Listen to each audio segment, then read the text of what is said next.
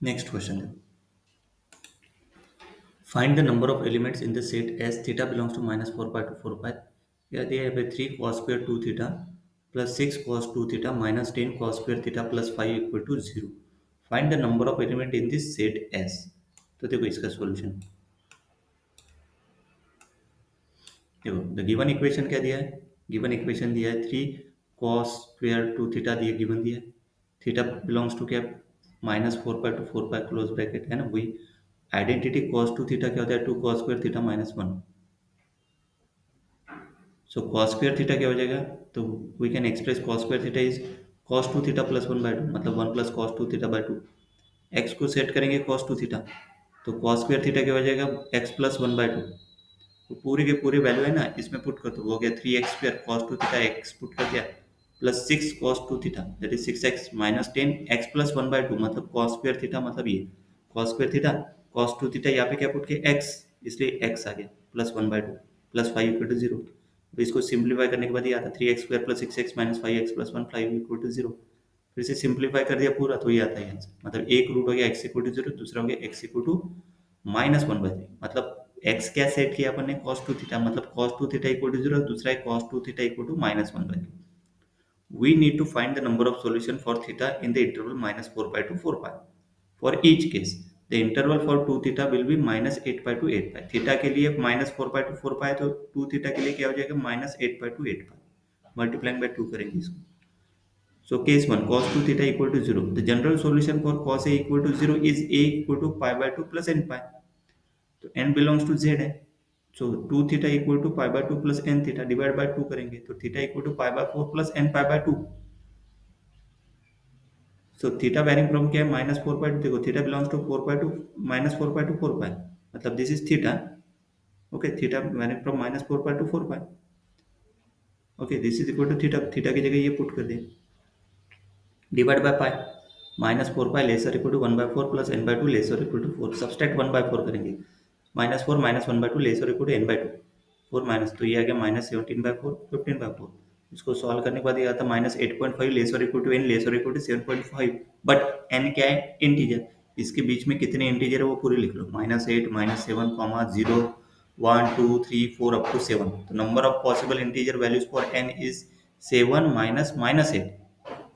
Plus one that is sixteen, मतलब last term ये first term plus one है ना, लास्ट टर्म में से फर्स्ट टर्म माइनस करेंगे प्लस वन करेंगे तो वो टोटल कितना आ गया sixteen. So there are sixteen possible solution for theta in this case. Case two cos two theta equal to minus one, तो alpha zero equal to cos inverse लेंगे अपन one by three alpha zero को, so cos alpha zero is a negative, cos मतलब cos inverse of minus one by three, since cos alpha zero is negative, यहाँ पे negative है तो alpha zero is in a second quadrant, मतलब second quadrant क्या है pi by two to pi. The general solution for cos A equal to minus 1 by 3 equal to क्या है A equal to alpha 0 plus 2 k pi और A equal to minus alpha 0 plus 2 k pi where k belongs to z. So 2 theta equal to set करेंगे अपन alpha 0 plus 2 k pi and 2 theta equal to minus alpha 0 plus 2 k pi, क्योंकि alpha equal to यहाँ पे क्या है alpha 0 sorry alpha 0 equal to 2 theta, क्योंकि यहाँ पे cos alpha 0 है ना, ये इधर गया तो cos alpha 0 equal to minus, देखो cos A cosine that is equal to minus one by three, मतलब in general A equal to two theta है ना, A की जगह टू थीटा पुट करेंगे जो यहाँ पे अपन ने कंसिडर किया इसको, और यही से क्लियर होता है, मतलब ये कॉस उधर गया तो कॉस अल्फा जीरो एक वैल्यू है जो इसके बीच में pi by two to two pi बीच में जिसकी value minus one by three है। So A equal to two theta इसमें पुट कर दो, ये अल्फा जीरो वैसे के वैसे ओके, ये alpha zero plus two k pi two theta minus alpha zero plus two k pi. अभी ये दोनों कंडीशन सॉल्व करो, डिवाइड बाय टू करेंगे तो theta equal to alpha zero by two plus k pi and theta equal to minus alpha zero by two plus k pi. Notice that alpha zero कहाँ से कहाँ तक है pi by two to pi, यहाँ पे लिखे pi by two to pi, तो alpha zero by two divide by two करेंगे तो वो pi by four two pi by two, then let f को सेट करेंगे अपन alpha zero by two pi, so f belongs to क्या हो जाएगा ये डिवाइड बाय इसको पाई कर दो, मतलब इस टर्म को अगर डिवाइड बाय पाई कर दिया तो वो क्या हो गया one by four less than alpha zero by two pi less than one by two, मतलब ये देखो यहाँ पे ये और ये इसको क्या सेट किया F less than one by four less than one by two, मतलब देखो एफ बिलोंग्स टू क्या हो गया एफ बिलोंग्स टू 1/4 कॉमा 1/2। सही है। For theta equal to alpha 0/2 plus k pi, तो ये हो गया, ये प्लस के पाए कर दो इसमें, मतलब theta equal to this one. Theta already क्या है, -4/2 4 पाए है, तो थीटा की जगह ये पुट कर दिए, डिवाइड बाय पाई करेंगे तो ये आएगा, दिस इज एफ। एफ है ना, ये ऑलरेडी सेट किया अपने एफ। सो -4/4, फिर माइनस सबस्ट्रैक्ट एफ करेंगे। सबस्ट्रैक्ट एफ करने के बाद देखो ये आएगा, एफ बिलोंग्स टू क्या है, 1/4 टू 1/2। तो देखो एक बार पुट करो एफ इक्वल टू 1/2, और एक बार पुट करो एफ इक्वल टू, मतलब नहीं कि 1/2 टू 1 है, तो इधर साइड नहीं कि 1/2, क्योंकि नेगेटिव है ना, तो इधर 1/2 और इधर 1/4। क्लियर है कैसे, मतलब नहीं कि ये जो एफ है ना, एफ क्या है यहाँ पे, यस, एफ क्या है यहाँ पे देखो, 1/4 टू 1/2, तो नेगेटिव मल्टीप्लाई किया तो -1/4 greater than -f greater than -1/2, मतलब -1/2 less than -f less than -1/4। इसको और इसको ऐड किया, मतलब नहीं क्या, ये कौन से टर्म, ये इसमें इस तरीके से ऐड किया, -f है ना, और इसको ऐड कर दो डायरेक्ट, इसको ये वाला इक्वेशन, इसको और इसको ऐड हो गया तो देखो f माइनस एफ कैंसिल हो जाएगा, मतलब ये जो इक्वेशन है ना, वो इक्वेशन कौन सा, ये -4 लेस और equal to F plus k less और इक्वल टू 4 है। तो देखो इसको और इसको ऐड किया तो यहाँ पे -1/2 -4 ये आ गया, -4 -1/2 लेस देन -4, क्योंकि -4 माइनस एफ लेस देन, मतलब यहाँ पे ना एडजस्टमेंट किया, मैं डायरेक्ट हिसाब से बता रहा हूँ के के लिए,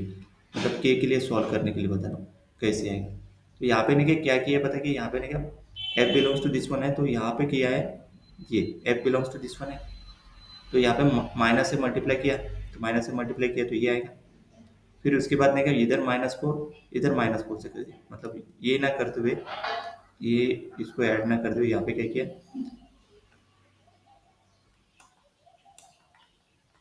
मतलब यहाँ पे -4 -1/2 लेस -4 -f लेस देन -4 -1/4 ये किया है। तो उसको सॉल्व किया तो ये आता, ये आगे पहले, नेक्स्ट फिर यहाँ पे +4, या एक बार -4 +4 +4 के साथ ये आता है, मतलब the integer values for k are the range from -4.5 to 3.75, है ना, तो के बिलोंग्स टू दिस वन। सही है, the number of solution for के, अगर मैंने वो जो बताया, अगर इसको ऐड कर दिया, इसको ना करते हुए इसको ऐड कर दिया, सपोज इसको ऐड कर दिया तो ये -1/2 -4 -1/2 -4, और ये आएगा -1/2 +4, और इन दोनों को ऐड किया तो के एफ एफ कैंसिल हो जाएगा, बचेगा के, तो ये -1/2 टू -4 कितना होता है ये, ओके, -1/2 मतलब -1/2 टू 1/4 वो होता है -0 4.5। सही, ये देखो ये, एंड देन -1/4 -1/4 +4, सो ये कितना आएगा, this is equal to -1 + 16 divide by 4 that is equal to 15/4। So 15/4 मतलब में कि ये 3.75, ये 3.75, ये 15/4 था ना, -4, मतलब 4 -1/4 हो जाएगा, 4 -1/4 ये आ गया। सही, ये मतलब ये शॉर्टकट टेक्निक याद रखना, मतलब यही से दोनों को ऐड करने के लिए। अभी के क्या है, इंटीजर, अभी इसके और इसके बीच में इंटीजर कितने हैं, -4.5 और 4, देखो -4 -3 -2 -1 0 1 2 3। So number of values of के क्या हो गया,